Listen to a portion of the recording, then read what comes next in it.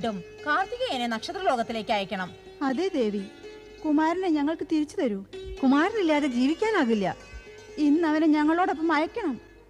ഇല്ല ഇല്ല, അത് സാധ്യമല്ല. കുമാരൻ ഇനി തിരിച്ചു പോവില്ല.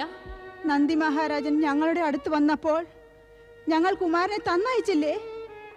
താങ്കൾ ഇപ്പോഴല്ലേ പറഞ്ഞത് കുമാരൻ ഞങ്ങളുടെ വളർത്തുപുത്രനല്ല, പുത്രൻ തന്നെയാണെന്ന്? മാതാക്കളെ, മോനെ, മോനെ, സുഖം തന്നെയല്ലേ കുമാര? ഞങ്ങളെ കൂടെ പോരണം മോനെ. സുഖം തന്നെയല്ലേ കുമാര? ആദ്യം നിങ്ങൾ പറയൂ, സുഖം തന്നെയല്ലേ?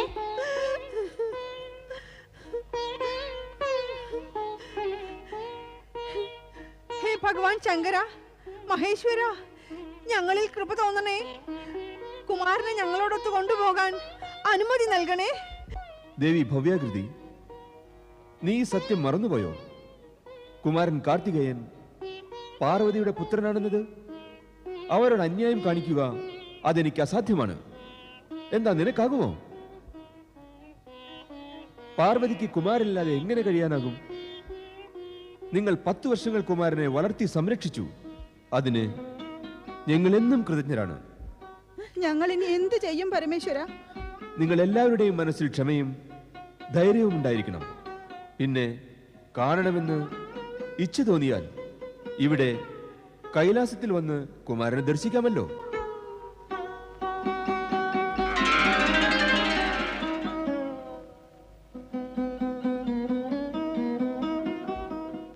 മാതാക്കളെ, ഞാൻ എവിടെയാണെങ്കിലും സദാ നിങ്ങളുടെ അടുത്ത് തന്നെ ഉണ്ടാകും. എന്റെ നാമം നിങ്ങളുമായി ബന്ധപ്പെട്ടതല്ലേ? കാർത്തികമാരുടെ, അതായത് നിങ്ങളുടെ പുത്രനായത് കാരണമാണ് കാർത്തികേയനായത്. സന്തോഷവനായിരിക്കണം, ഞങ്ങൾക്ക് അതേ ആഗ്രഹമുള്ളൂ. അതെ കുമാര, നിന്റെ സന്തോഷമാണ് ഞങ്ങളുടെയും സന്തോഷം. എല്ലാവരുടെയും സന്തോഷത്തിനായി എന്റെ ഇച്ഛ ഇതാണ്: നിങ്ങൾ കാർത്തികമാരെല്ലാം കുമാരന്റെ വിജയാഘോഷത്തിൽ പങ്കെടുത്ത് അവന് ആരതി എടുക്കുവാൻ എന്നെ സഹായിക്കണം. അതെ ദേവി, ഞങ്ങൾക്ക് സന്തോഷമേ ഉള്ളൂ.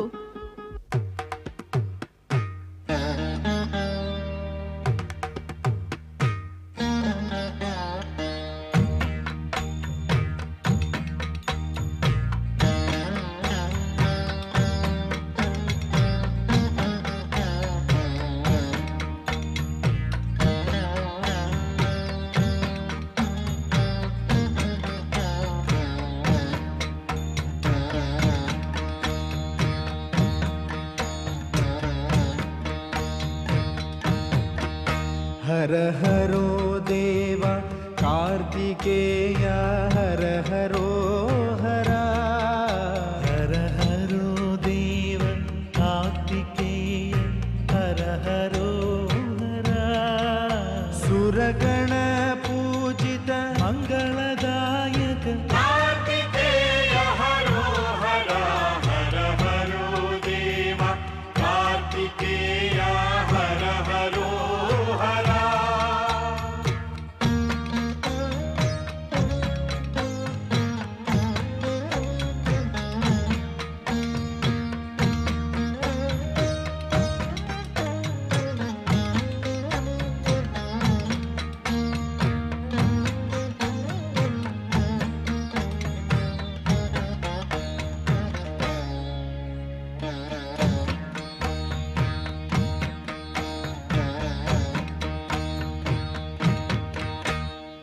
സൗമ്യരൂപന്നി ഉഗ്രനായി, സൗമ്യരൂപന്നി ഉഗ്രനായി താരകാസുരനെ നിഗ്രഹിച്ചു.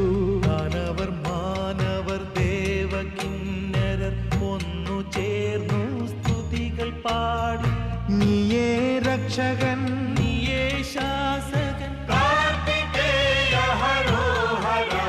ഹര ഹരോ ദേവ कार्तिकेय हर हरो हरा.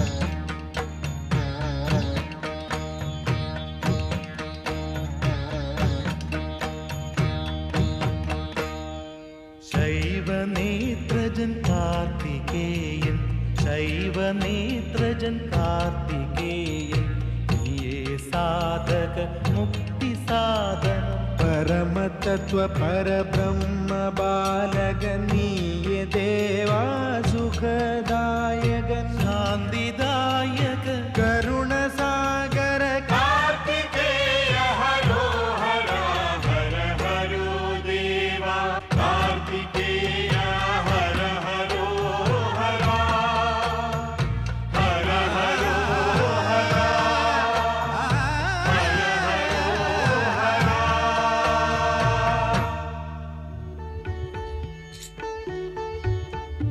ഓം നമഃ ശിവായ. അഹോ ദേവർഷി നാരദൻ, പ്രണാമം. പ്രണാമം ശിവപുത്രൻ കാർത്തികേയ, പ്രണാമം. താങ്കളെ ഇവിടെ കാണാഞ്ഞ് ഞാൻ കൈലാസത്തിൽ പോയിരുന്നെങ്കിൽ അവിടെയും താങ്കളെ കാണില്ലായിരുന്നു. കാണുവാനുള്ള യോഗം അവിടെയല്ല, ഇവിടെയായിരുന്നു. അത് നടന്നു. നാരായണ നാരായണ. എന്താ പൃഥ്വി ലോകത്തിൽ സഞ്ചരിക്കാൻ ഇറങ്ങിയതാണോ?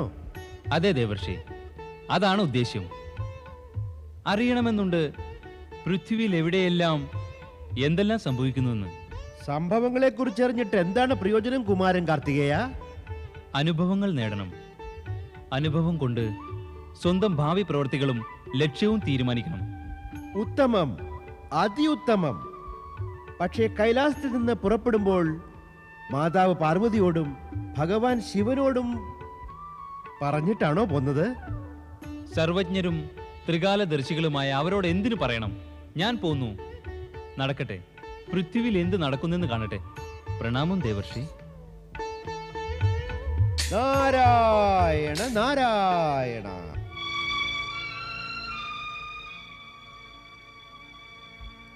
മഹാദേവി, കുമാരൻ കാർത്തികേയനെ എങ്ങും കാണുന്നില്ല.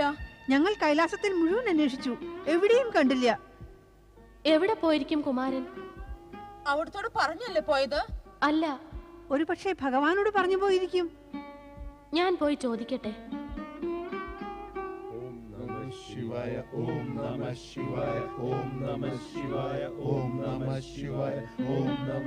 നന്ദി, നീ കാർത്തികേയനെ കണ്ടുവോ? ഇല്ല ദേവി. നീ കണ്ടുവോ? ഇല്ല ദേവി, ഞാൻ കണ്ടില്ല. സ്വാമിൻ, അറിയില്ല കാർത്തികേയൻ എവിടെ പോയെന്ന്. ആരോടും പറഞ്ഞിട്ടുമില്ല, എന്നോടുമില്ല. അവനെ അന്വേഷിച്ചാലും സ്വാമിൻ.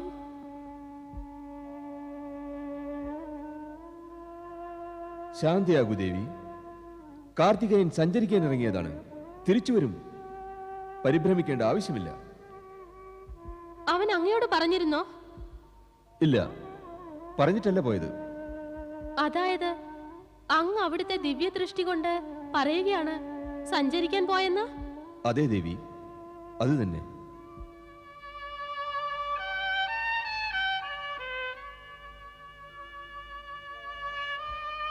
സ്വാമി സമാധിയിൽ ലീനനായി.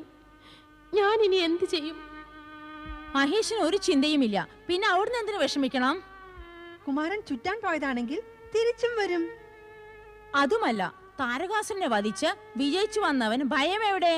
കുമാരൻ ശക്തിശാലി പരാക്രമിയുമാണ്. അങ്ങും ശക്തിസമ്പന്നയാണ്. വിജയ, പുത്രൻ എത്ര വീരനായ യോദ്ധാവായാലും, മാതാവ് എത്ര കണ്ട് ശക്തിരൂപിയാണെങ്കിലും, എന്നാലും ഒരു മാതാവിന്റെ മനസ്സുണ്ടല്ലോ.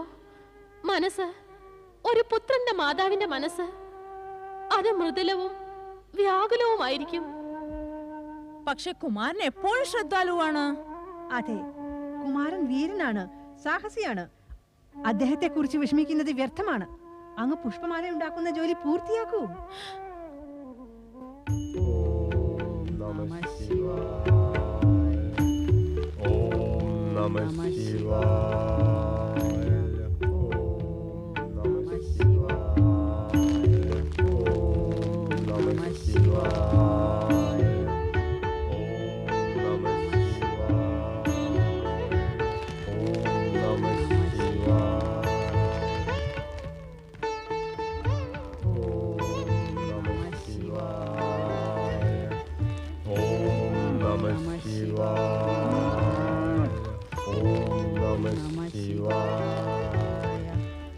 ഓം മുനിവരൻ അഗസ്ത്യനും മാതാവ് ലോപാമുദ്രയ്ക്കും കാർത്തികേയന്റെ പ്രണാമം.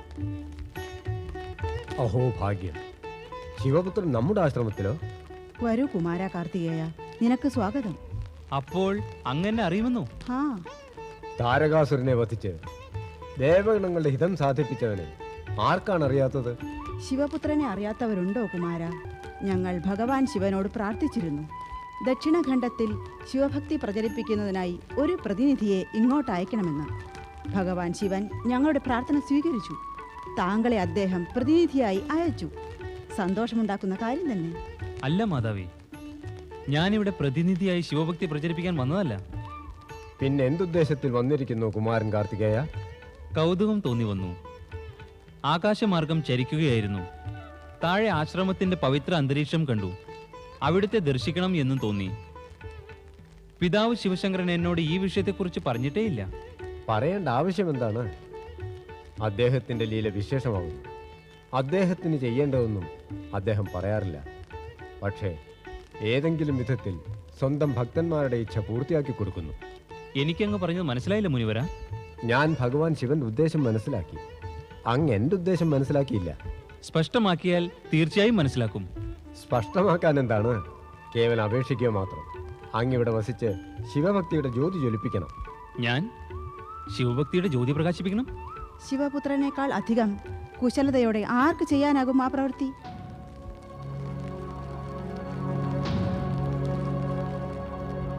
കുമാര, ശുഭകാര്യത്തിൽ എന്തിനീ ചിന്ത? മുനിവര, അവിടുത്തെ ആഗ്രഹം പൂർത്തീകരിക്കപ്പെടും. പക്ഷെ അതിന് സമയമെടുക്കും. ഇപ്പോഴെനിക്ക് വിട നൽകിയാലും. കാരണം ഞാൻ മാതാപിതാക്കളുടെ ആജ്ഞ കൂടാതെയാണ് സഞ്ചാരത്തിന് ഇറങ്ങിയത്. ഇവിടെ വസിക്കുവാനാണെങ്കിൽ പോലും എനിക്ക് അവരുടെ അനുവാദം വാങ്ങേണ്ടതുണ്ട്. തീർച്ചയായും മാതാപിതാക്കളുടെ അനുവാദത്തോടെ ചെയ്യുന്ന കാര്യം മാത്രമേ ശുഭവും സഫലവും സുഖദായകവുമാവൂ. നീ മാതാപിതാക്കളുടെ അനുവാദം വാങ്ങി വരും. ഞങ്ങൾ കാത്തിരിക്കാം. പ്രണാമം മുനിവര. പ്രണാമം മാതാവേ. യാത്ര മംഗളകരമാകട്ടെ. നന്ദി മുനിവര. എനിക്ക് വേഗം എത്തണം. മാതാവ് വിഷമിച്ചിരിക്കും.